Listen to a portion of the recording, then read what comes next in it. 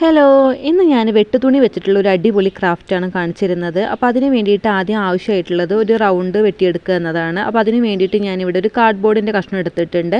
അതിൻ്റെ മുകളിലോട്ട് ഗ്രീൻ ടൈപ്പിൻ്റെ ഒഴിഞ്ഞ ഒരു കൂട് വെച്ചിട്ട് ഞാനൊന്ന് റൗണ്ടാക്കി വരച്ചു കൊടുക്കുന്നുണ്ട്.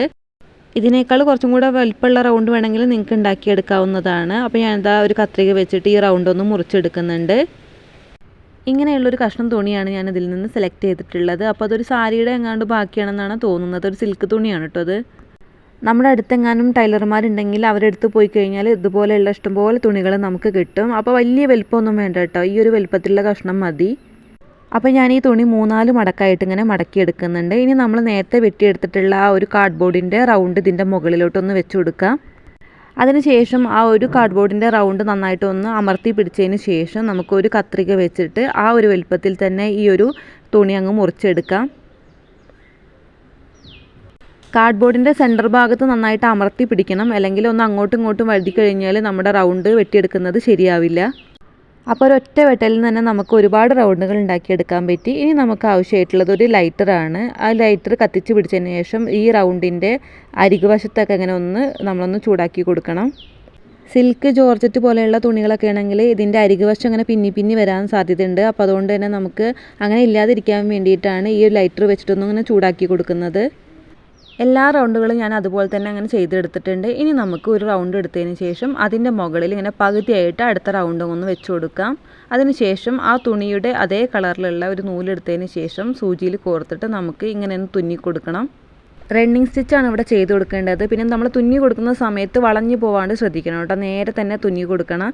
അപ്പോൾ അതാ ഇങ്ങനെ ഒന്ന് തുന്നി കൊടുക്കണം. അപ്പോൾ വീഡിയോയിൽ കാണുന്ന അതേപോലെ വേണം ചെയ്യാൻ വേണ്ടിയിട്ട്. അപ്പോൾ നന്നായിട്ട് വീഡിയോ ശ്രദ്ധിച്ചാൽ മാത്രമേ ഇത് ചെയ്യാൻ പറ്റുള്ളൂ. അങ്ങനെ ഒരെണ്ണം തുന്നിയെടുത്തതിന് ശേഷം അതിൻ്റെ മുകളിൽ, അതായത് രണ്ടാമത് വെച്ചതിൻ്റെ മുകളിലായിട്ടാണ് ഇനി അടുത്ത റൗണ്ട് നമ്മൾ വെച്ച് കൊടുക്കേണ്ടത്. അപ്പോൾ അതാ നോക്കൂ, വീഡിയോയിൽ കാണുന്ന അതേപോലെ ചെയ്യണം കേട്ടോ. അപ്പോൾ അതും അതേപോലെ തന്നെ അങ്ങനെ തുന്നിയെടുക്കാം.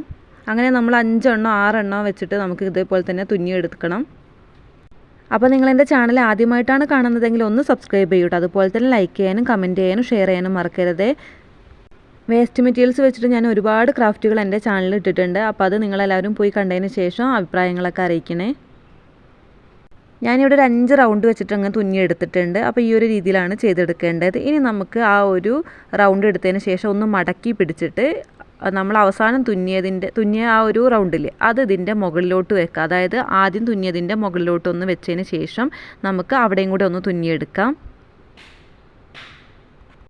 അങ്ങനെ അത് ശ്രദ്ധിച്ചിട്ട് വേണം തുന്നിയെടുക്കാൻ വേണ്ടിയിട്ട്. ആ ഒരു പകുതി ഭാഗത്ത് മാത്രമേ തുന്നിയെടുക്കേണ്ട ആവശ്യമായിട്ടുള്ളൂ കേട്ടോ. അപ്പോൾ ഞാൻ ഇതവിടെ മുഴുവനായിട്ട് അങ്ങ് തുന്നിയെടുത്തിട്ടുണ്ട്.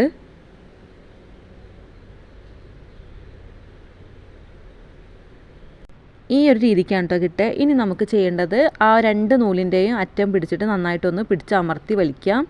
അപ്പോൾ ഈ ഒരു രീതിക്ക് കിട്ടും. ഇനി നമുക്ക് ആ ഒരു സൂചിയുള്ള നൂലിൻ്റെ ഭാഗമില്ലേ, അത് വെച്ചിട്ട് നമുക്ക് ആ താഴ്ഭാഗം ഒന്ന് നന്നായിട്ടൊന്ന് തുന്നിക്കൊടുക്കാം. 2-3 തവണ ഒന്ന് കെട്ടിട്ട് തുന്നി കൊടുക്കണം. അതൊന്ന് അഴിഞ്ഞു പോകാണ്ടിരിക്കാൻ വേണ്ടിയിട്ടാണ് അങ്ങനെ ചെയ്യുന്നത്. അപ്പോൾ അതങ്ങനെ നന്നായിട്ടൊന്ന് തുന്നി കൊടുക്കുക.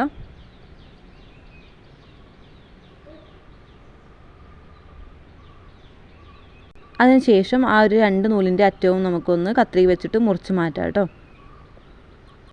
ഇനി മുകൾ വശത്തെ 5 ഇതളുകളും നമുക്കിതുപോലെ തന്നെ ഒന്ന് വിടർത്തി കൊടുക്കാം. 5 ഇതളോ 6 ഇതളോ ഒക്കെ നിങ്ങൾക്ക് വെക്കാവുന്നതാണ് കേട്ടോ. ഞാനിവിടെ 5 ഇതളാണ് വെച്ചിരിക്കുന്നത്. അപ്പോൾ നന്നായിട്ടൊന്ന് വിടർത്തി കൊടുക്കാം. അപ്പോൾ ഈ ഒരു രീതിക്കാണ് ഇവിടെ കിട്ടുക നമുക്ക്.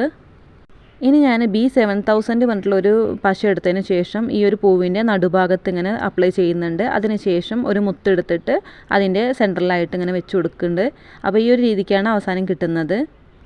ഫെവി ബോണ്ട് പോലെയുള്ള പശകളൊക്കെ ഒട്ടി കിട്ടുന്നതാണ്. പക്ഷേ എന്താണെന്ന് വെച്ച് കഴിഞ്ഞാൽ ചിലപ്പോൾ പെട്ടെന്ന് തന്നെ ഊരി പോകാനുള്ളൊരു സാധ്യത ഉണ്ട്.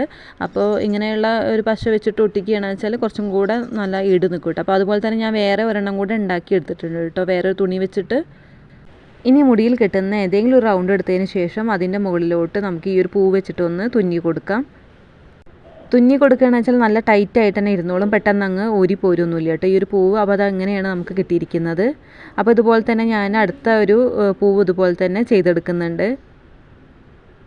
വേസ്റ്റാക്കി കളഞ്ഞിരുന്ന ഒരു തുണിയിൽ നിന്നാണ് അങ്ങനെ അടിപൊളിയായിട്ടുള്ള ഒരെണ്ണം ഉണ്ടാക്കിയെടുത്തിട്ടുള്ളത്. അപ്പോൾ നിങ്ങൾ എന്തായിട്ടും ഇത് ഉണ്ടാക്കി നോക്കണം കേട്ടോ. എല്ലാവർക്കും ചെയ്യാൻ പറ്റാവുന്ന ഒരു അടിപൊളി ക്രാഫ്റ്റ് തന്നെയാണിത്. അപ്പോൾ നിങ്ങൾ എന്തായിട്ടും തയ്യാറാക്കി നോക്കിയതിന് ശേഷം അഭിപ്രായങ്ങളൊക്കെ അറിയിക്കണം. അപ്പോൾ എന്തായിട്ടും അടുത്ത വീഡിയോ ആയിട്ട് കാണാം.